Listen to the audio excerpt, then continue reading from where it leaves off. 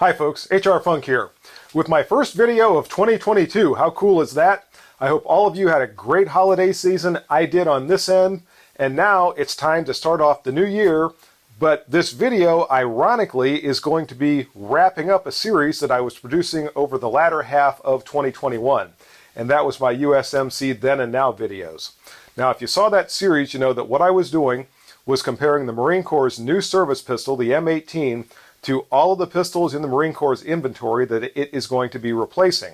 Specifically, I've been comparing it to the 1911A1 service pistol that was in use when I was in the Marine Corps, the M9 service pistol that was adopted while I was in the Marine Corps back during the mid-1980s, the Glock 19, which was adopted by the Marine Corps for special, or I shouldn't say special Marines, but for special units in the Marine Corps within the last few years.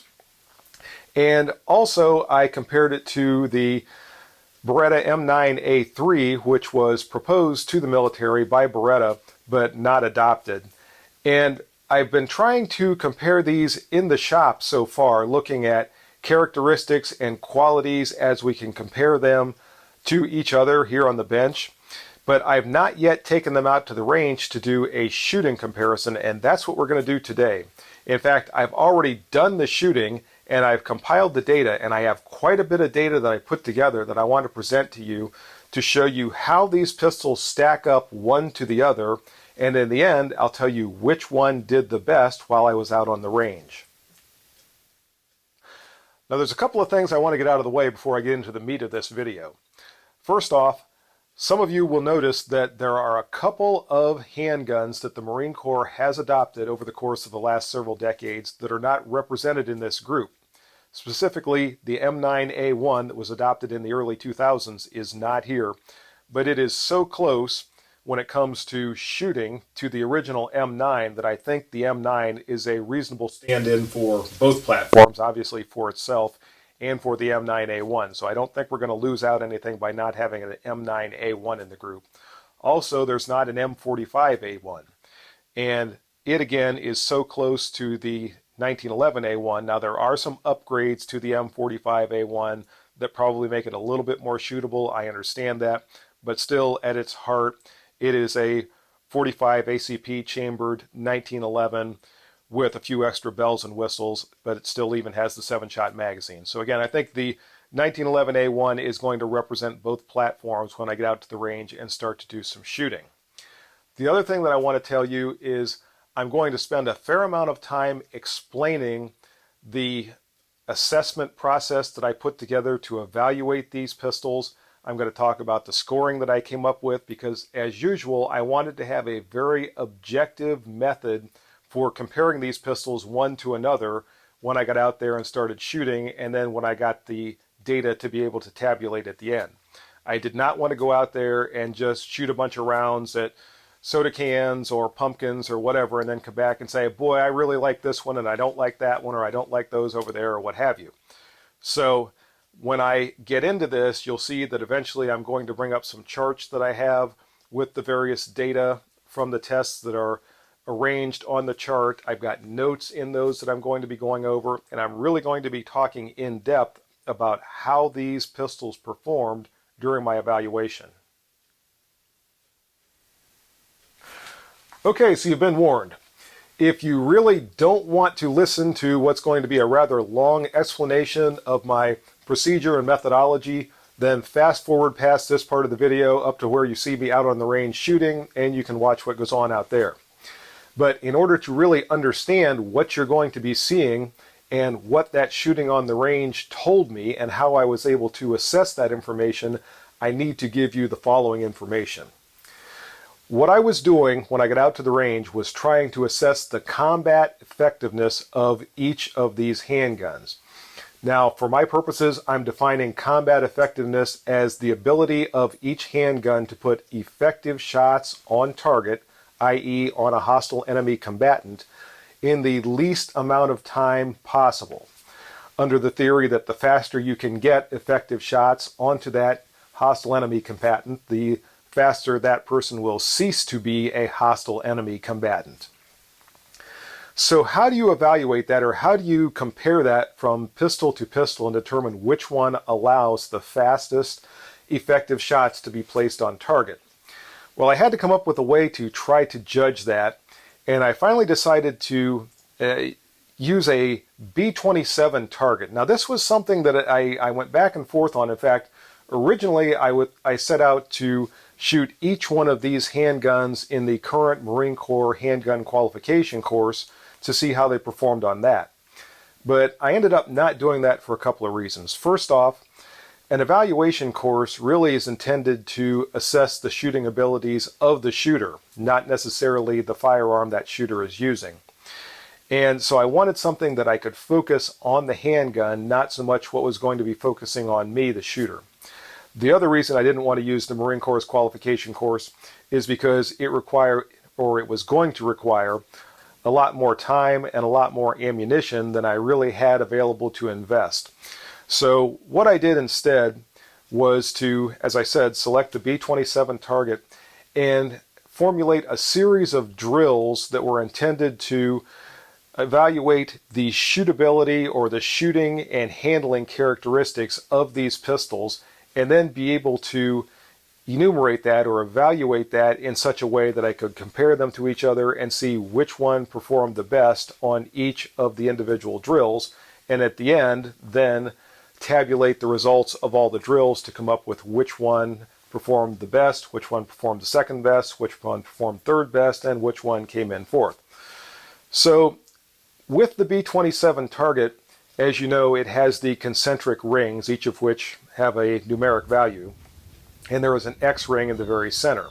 Now, I have to stop for a minute because some of you may have heard me say in the past that I don't really care to use the B-27 target because it has the point of aim down here more or less in the lower abdomen rather than where you would normally think of a combat effective shot being up here in the upper chest.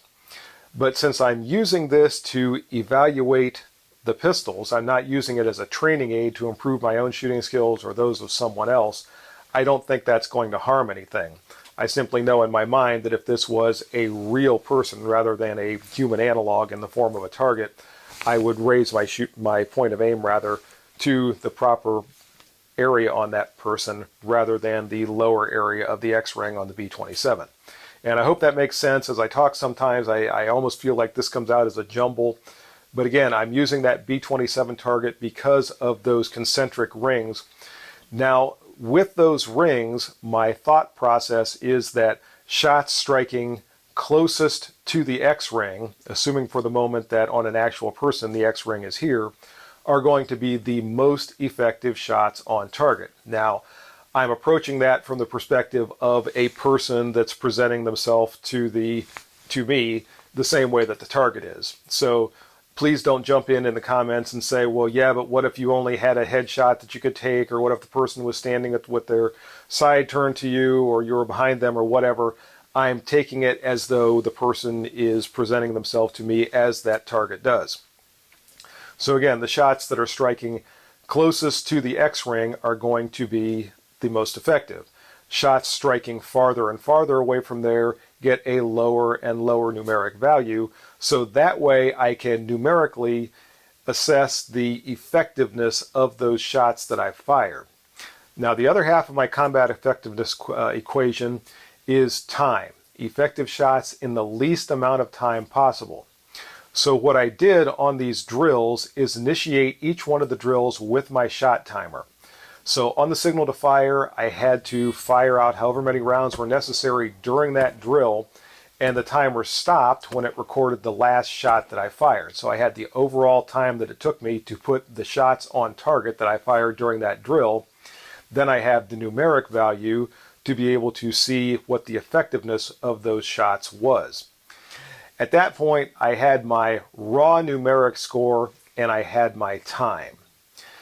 What I did then to be able to evaluate how the pistol did on that stage in total was I subtracted the time in seconds from the numeric raw score. So if I had a stage where I shot a numeric raw score of, say, 20, and it took me 7 seconds to fire that score of 20, I would subtract 7 from 20, and the adjusted score for that stage and that pistol would be 13. And the adjusted score is how I rated them for each stage. And that way I'm taking into account the effectiveness of the shots, i.e. the numeric score, and how fast those shots were on target. And obviously, the faster the shots are placed on target, the less time penalty there is. So the pistol rather that has the highest adjusted score placed the most accurate shots, i.e. the most effective shots on target in the least amount of time, thereby getting the highest combat effectiveness rating. Again, I hope this all makes sense. And when I get to the chart and you're able to actually visualize what I'm saying, I think it will make even more sense. But that's the way I approached it.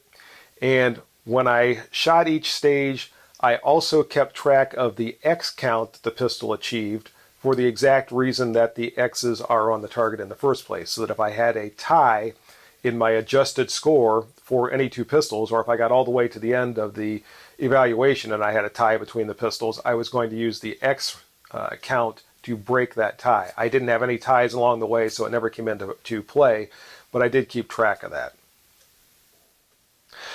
Now, an interesting thing to be mindful of with this evaluation scoring system that I'm using is the fact that if a particular pistol's shooting and handling qualities are good enough to allow very quick shots to be placed on target, that can actually help overcome a slightly less accurate group of shots being placed on the target. What I mean by that is if one pistol fires a particular drill and the final numeric score on the target is 30, and it took that pistol 10 seconds to place the shots on target to get that score of 30, then that pistol has an adjusted score of 20. If another pistol fired a score on the target of 29, but it was able to do that in 7 seconds because of superior handling, shooting, recoil recovery, or what have you, so it was able to place that score of 29 on the target in a time of 7 seconds, then 7 seconds would be subtracted from 29, which would be 22, and that would be a higher adjusted score than the pistol that initially fired the higher numeric score. So again, I'm really looking at the overall shootability of these, and if something really is lights out, but just slightly less accurate, it's not being penalized too much for that, because obviously sometimes a shot on target that's good enough quickly is good enough, and maybe it's not as good as it could have been if it took longer, but maybe you didn't have the longer to take. And we want our troops out there to be armed with firearms, weapons of all sorts that allow them the greatest chance of keeping themselves safe and ultimately accomplishing whatever mission they're tasked with. A couple of more quick points, then I'll get into the drills and the results of those drills. I made every effort to give each one of these pistols the best chance to excel, even the Glock. And I did several things during the drills to make sure that I wasn't somehow prejudicing one pistol or maybe somehow giving another pistol an unfair advantage. For one thing, I shot them in a different order in every single drill. Also, before I fired each drill, I dry fired it several times with that pistol to reacclimate myself to that pistol's trigger and sights and handling qualities and pointing qualities and all that sort of thing. And that's especially important with some of these, for example, the Beretta, where I would have that long double action trigger pull, and I did every time I fired the Beretta, the first shot is a double action pull. Obviously, every shot after that is single action. But I was working my way through that trigger transition, and I didn't want to go right from that to, say, the Glock 19 that has a completely different trigger, and all of a sudden come up to fire it the first time with that muscle memory where I'm now used to that long, heavy Beretta trigger, and I jerk the Glock 19 trigger and it has a bad shot. So I was doing those kind of things all along the way to make sure each pistol did have the best possible chance to succeed. Also, before anybody starts yelling at me, I want to point out that many of you know I am not a fan of the Glock pistols. I just don't care for them. That said, this particular pistol has been issued to me since March, and since that time I have fired more rounds of ammunition through it than any other firearm. So during the course of the last, 7 months, 8 months, something like that, I have put a lot of ammunition and a lot of training time in with this pistol, both at my job where we do quite a bit of training and also on my own, trying to get myself used to this pistol. In fact, of all the pistols that you see here in front of you, I have definitely fired the Glock more in the last 6 months than I have any of the others, probably all the others combined as far as that goes. So any issues that you see with the Glock, I think I'm going to be able to say are something inherent with the design, not just something that is a result of my not being used to it. Okay, so on to the drills themselves. When it came to actually shooting the drills, again, as I said, I was trying to give each pistol the best chance to excel, but I was also trying to assess their overall shootability in the rubric of that combat effectiveness. And what I was doing when I would shoot the drills is I was shooting them as fast as the pistols would allow me to accurately put shots on target. So I was not spraying and praying. I was not coming up and just firing the shots as fast as I could squeeze the trigger. I was coming up, and as fast as I could get my sight picture and see the target, I was starting my trigger press. I was not making an extremely fast trigger press, but again, I was trying to get a reasonably quick press on the trigger and get that shot off.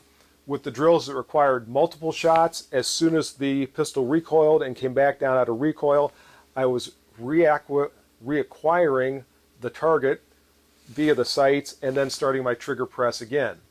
So you'll see this as I shoot the drills that I'm not, again, spraying and praying, firing really, really fast, but everything is coming up right on target. And I'm doing this because I'm assessing really the shootability of each pistol. The quicker and the more natural they point, the faster the sights come on target, the better the trigger is, the quicker that I'm going to get initial effective shots on target.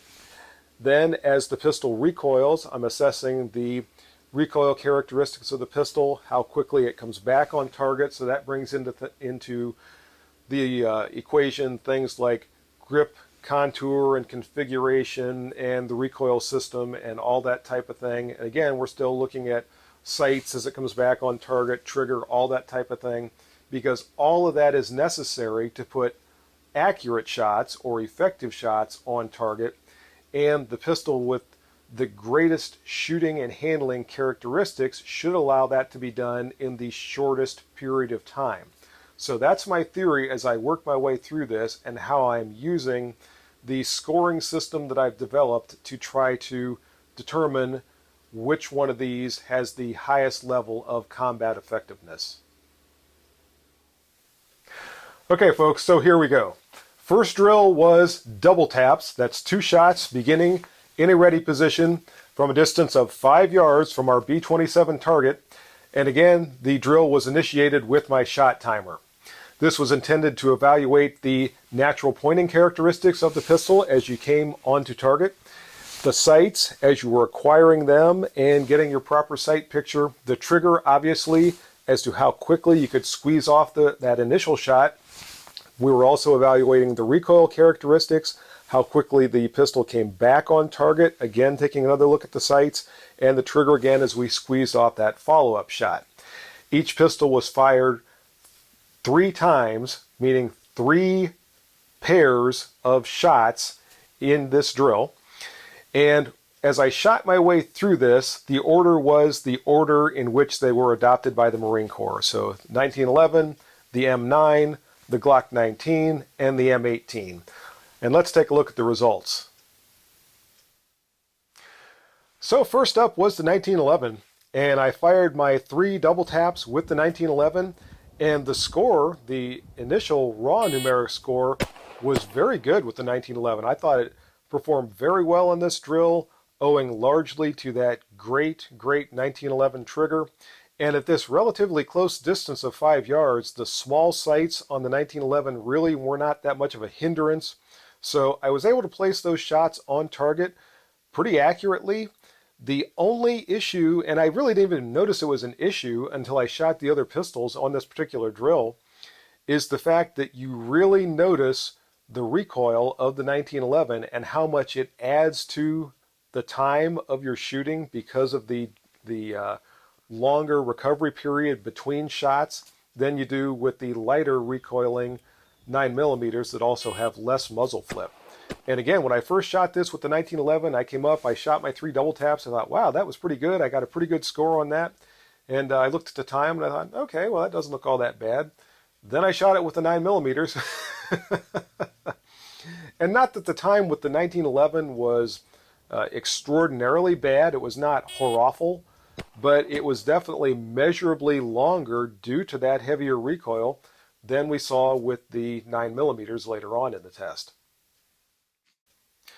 And you can see on the chart there for yourself that the 1911 had a very good numeric score. The raw numeric score only gave up 1 point. It had a 59 out of the possible 60 with 3 X's, so not bad.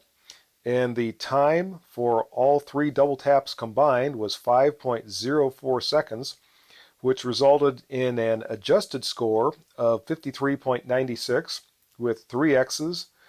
And my note down there was essentially exactly what I said before, that overall the scores were very good, but the times were slower than the 9mm that I have listed below. And one of the things you really notice when you shoot these pistols one right after the other, especially even when you alternate the order, is how much difference there is in the recoil characteristics and the recovery time with each pistol. And the one that really shined throughout this entire evaluation was the M9, which I'll talk about next. So the M9 was second on the 5-yard double tap drill, and it had a very good numeric score also. This was a close enough distance, or a relatively close distance at 15 feet, where the double action trigger really didn't become a hindrance and the accuracy didn't fall off at all using the M9.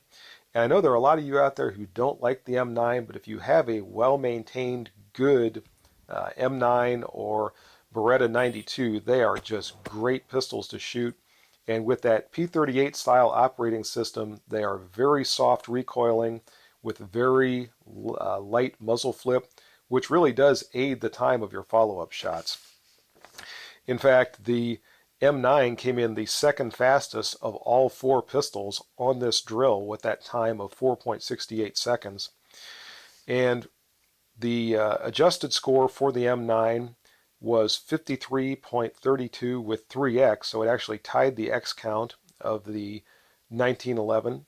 And I noted the soft recoil and light muzzle flip in my notes down below there. So the M9 did well on this drill, and I'll move on now and cover the Glock 19.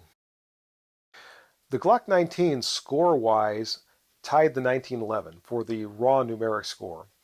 It had a 59 1X, actually with the X count. The 1911 beat the Glock 19, but in terms of just the numeric score, they tied with 59.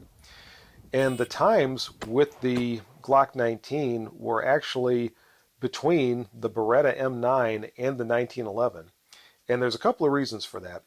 First off, with the Glock 19, as I've said, even with as much shooting as I've done with this pistol in 2021, whenever I present it to the target, I always have to take an instant and realign those sights because it always comes up pointed high. And it's just a characteristic of this pistol.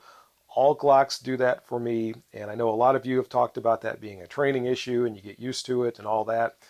And I suspect that if you get used to it, you probably only ever shoot a Glock pistol afterwards, because as soon as I pick up another pistol and shoot that one for a while and then grab the Glock, my very first presentation again has that sight way high on the target, and I have to stop and adjust that before I can start my trigger press. The other thing that hurts the Glock is that sort of long, spongy trigger pull that Glocks have.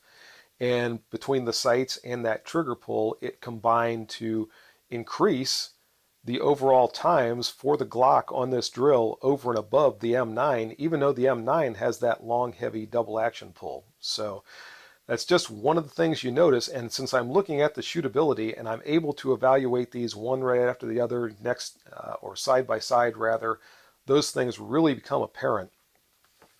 Again, score-wise, the Glock shot fine from that distance with the score of 59.1x, but because of the time, it had an overall adjusted score of 53.98, which would have undoubtedly been higher if it had more natural pointing characteristics, or maybe I should say more natural pointing characteristics for me. And on we go to the M18. Folks, it's actually been a while since I've shot the M18. In fact, it's probably... I'm not sure if I've shot the Beretta M9 or the M18 the least, but one of those two is the one that I've shot the least in recent months. And even so, I went out there cold, and on the very first drill, it cleaned the stage. You can see there that I had a 60 out of 60 with 4 X's, so very good accuracy. And not only that, but look at the time. The combined time for all 3 double taps was 4.71 seconds, and you can look yourself at the rest of the times in this particular stage, and you can see just exactly how the M18 did excel in terms of both time and accuracy. It had an overall adjusted score of 55.29 4x, which far and away put it in first place in this first drill. And I noted the natural pointing characteristics. It comes up, it comes on target, the sights are easy to see and pick up, and that trigger really is just outstanding.